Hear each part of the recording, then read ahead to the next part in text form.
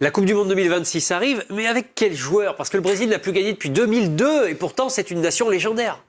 Eh bien, la composition que pourrait aligner Carlo Ancelotti, à fier allure, les joueurs en surbrillance sont ceux que l'Italien a déjà entraînés. Alors on a mis Alisson dans les buts, une charnière Militao Marquinhos, Guilherme Vanderson sur les côtés et au milieu Bruno Guimaraes avec peut-être le retour de Casemiro en sélection.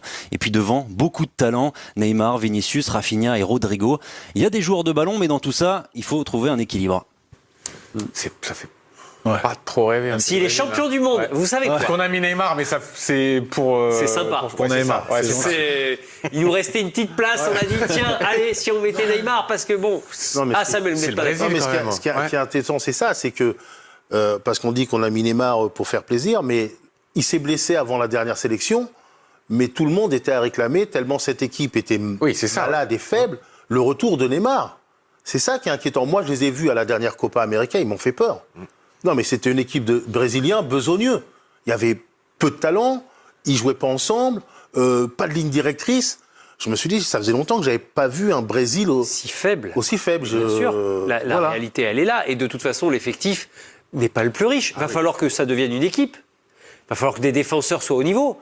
Parce que dans un an et demi, on ne sait pas à quoi elle ressemblera, la défense brésilienne, rien que celle-là. Carlo Ancelotti, ses adieux au Real Madrid. Il va partir en fin de saison. Ancelotti, c'est un monument du foot, un monument également à Madrid, parce qu'il a remporté les 2 dernières Ligues des Champions du club madrilène. Après la formidable période Zinedine Zidane, il va partir en fin de saison et s'est exprimé publiquement pour la première fois tout à l'heure. Quiero terminar lo mejor posible. Yo sé que vosotros estaréis muy interesados en lo que pienso, lo que va a ser, pero para mí tengo que pensar en los tiempos que estoy viviendo, y los tiempos que estoy viviendo son los días que me quedan aquí en el Real Madrid, y por el gran respeto que tengo a este club, a esta afición, a estos jugadores. Estoy totalmente focalizado en lo que tengo que hacer en este último tramo de esta aventura espectaculaire. Oui, le terme n'est pas galvaudé, cette aventure extraordinaire. Alors avant de vous entendre sur ce sujet, retraçons ensemble les plus grands moments de Carlo Ancelotti avec le Real Madrid. C'est 3 Ligues des Champions remportées, 2 titres en Liga, et je vous fais cadeau des Coupes du Roi. Augustin Conron. Glorieuse. Esta aventura se acaba porque un día tenía que acabarse con un recuerdo fantástico que se quedará por vida.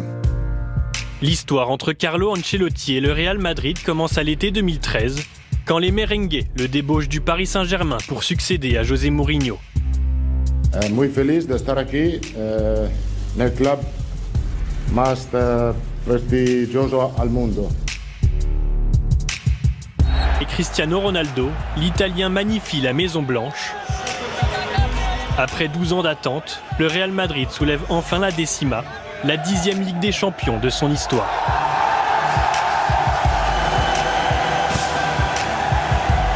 La saison suivante est en demi-teinte. Malgré les succès en Supercoupe d'Europe et Coupe du Monde des clubs, le Real ne remporte aucun titre majeur. L'Italien est limogé en juin 2015, alors qu'il a le soutien du public, de son vestiaire et des médias. Passato quello che è sempre passato nella storia del Real Madrid, che quando l'allenatore non vince viene esonerato. Non so se questo è giusto o non giusto, ma quando io ho firmato per il Real Madrid sapevo questo, che se non si vinceva mi cambiava. Mais l'histoire ne pouvait pas se terminer comme ça. Après des passages au Bayern, à Naples et à Everton, Carlo Ancelotti revient à la Maison Blanche en 2021, sans les stars de son premier passage. Avec le doublé championnat Coupe d'Europe, Ancelotti est de retour sur le toit du monde. Desde el octavo de final hasta el partido de hoy hemos sufrido mucho, mas nunca hemos rendido. Après une nouvelle année sans titre, l'entraîneur garde cette fois la confiance de son président Florentino Pérez. Carlo Ancelotti, orphelin de Karim Benzema, trouve de nouvelles ressources pour faire briller le Real avec le duo Vinicius et Jude Bellingham. Nouveau triomphe en Liga et nouveau triomphe en Ligue des Champions contre Dortmund, la 5e de sa carrière d'entraîneur. L'été 2024 du Real Madrid est ambitieux avec l'arrivée de Kylian Mbappé. Ha llegado un talento extraordinario tenemos que ayudarlo a adaptarse lo más pronto posible. Mais jamais Ancelotti ne va réussir à faire jouer ces Galactiques ensemble comme il le souhaiterait. Corrigé par Arsenal en quart de C1, distancé en Liga et défait en finale de Coupe du Roi, Ancelotti termine son histoire madrilène sans éclat, mais avec 15 titres, son nom tout en haut du palmarès du Real Madrid. Séjourner au cœur de la ville. Hôtel. Il a gagné tous les trophées possibles avec le Real, Samuel Lobé, Carlo Ancelotti. Mais cette dernière saison, finalement, va falloir l'oublier assez vite. Parce qu'il n'y aura probablement pas de titre de champion. La Ligue des Champions, ça s'est mal terminé. Oui, l'oublier qui? Nous ou lui? Lui, effectivement, ça fait partie de sa carrière. C'est nous, on doit plutôt le juger sur ce qu'il a fait de bien.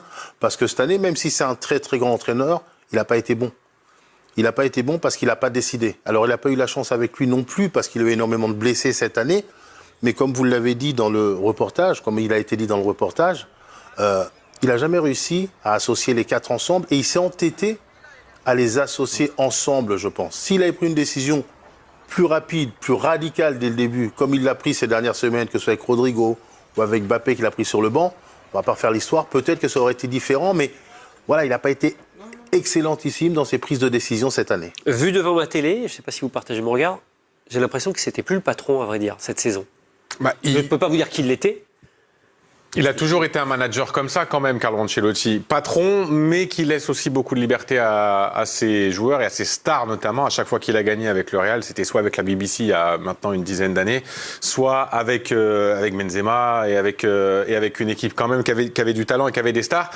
Mais peut-être que oui, peut-être que son groupe lui avait pris le dessus finalement sur lui. Il avait pris un peu trop de recul. Cette façon de manager cette année n'était peut-être pas adaptée au groupe actuel. Et c'est vrai que peut-être il y avait un peu de ça. C'était pas le bon type de management avec ce groupe 2024-2025. C'est le côté négatif que nous abordons rapidement. Il est 23h, vous nous rejoignez dans le late. Dans quelques instants, on va se dire. On revient au foot avec Carlo Ancelotti et son départ pour la sélection brésilienne.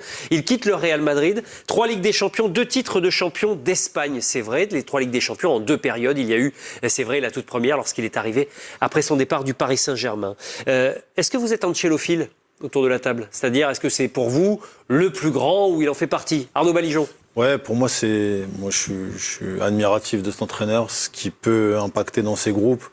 On parlait de la dernière saison, mais je pense que sa faculté d'adaptation au très haut niveau en fait, pour moi, en tout cas dans le top 3 des entraîneurs de légende.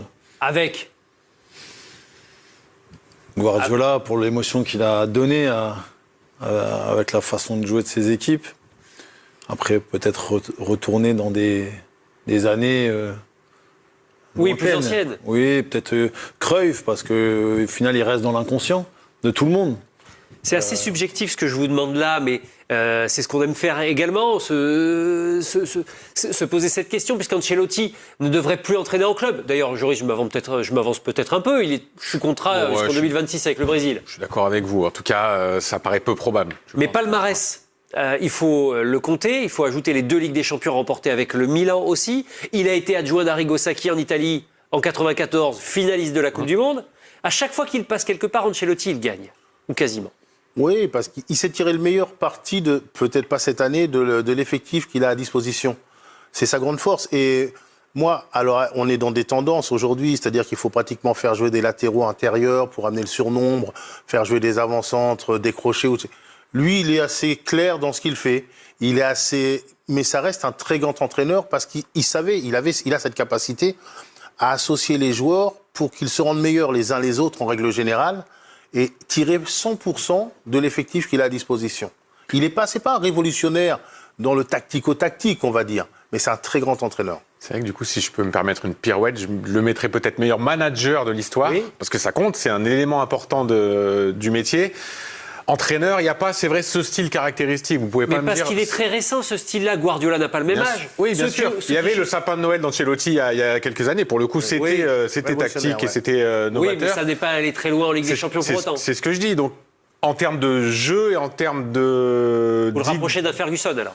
Ouais, c'est ça, ouais, c'est pas mal ça, d'un Ferguson, d'un homme qui savait, comme le dit Sam, tirer la quintessence de son groupe, et c'est quand même l'essentiel du métier aussi.